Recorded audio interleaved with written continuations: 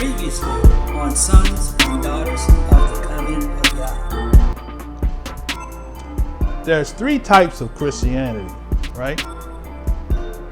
There's the ancient Christianity we talked about. There's the modern Christianity, which is the Roman Christianity. And then there is the Christianity, but it's not called Christianity. When Yeshua came, the people that started following him, right, is what Europeans labeled Christianity. The Hebrews that believed in Yeshua HaMashiach ben Dawid, right? They didn't worship the sun.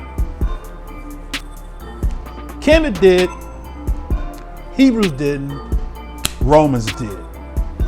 Our modern Christianity, all our holidays or holy days are based around the sun.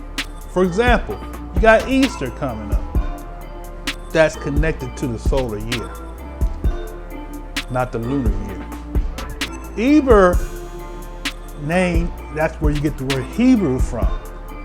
So all Eber's children are Eberites or Hebrews, including Abraham and his father, Terah, right? They are all Hebrews because they come through the line of Eber. Anybody that came through Shem's line are in fact Shemites. They might not hold that label. They might be known as an Arab. Some of them might be known as an African or Ephraite or Al-Kebulanite, because you got Israelites that lived in that were not Egyptians, right? And they come through Hagar or come through the tribes of Kemet or Egypt. They lived in Egypt, but they were Shemites.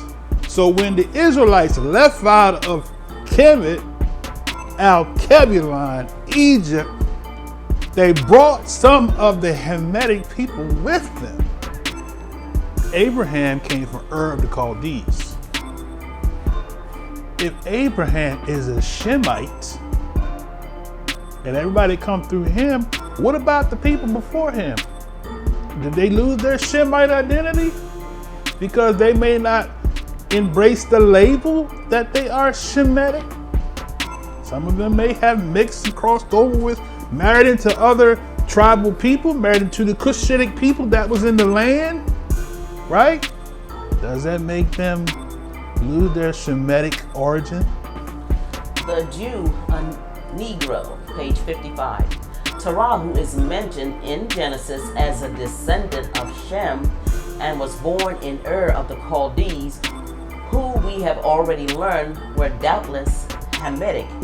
And we know from Genesis that the ancestors of Abraham had dwelt for many centuries in the land of the Chaldees. Right. Terah, Abraham's father, had been a worshiper of idols, and what is more important, the people of Mesopotamia are referred to by Yah as thy brethren.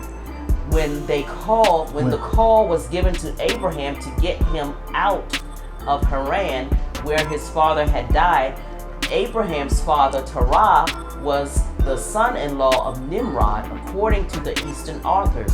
This would give us added proof of the direct descent of Abraham himself from Negro ancestry. From Negro ancestry. The original Jews were therefore short, dark people of the long-headed type. The original Jew and Negro were then descended from the same father. He says the original Jews and Negro were then descended from the same father. Man, what you gonna do with that? Samuel George Morton, M.D., it was copyrighted in 1844. If it be allowable to make these data the basis of calculation for the past 35 centuries, it will follow that upwards of 10 millions of Negroes have been brought as bondsmen into Egypt during that period. This is J. Rogers, page 12. There's no proof that the original 70, right, who went to Egypt were white. right?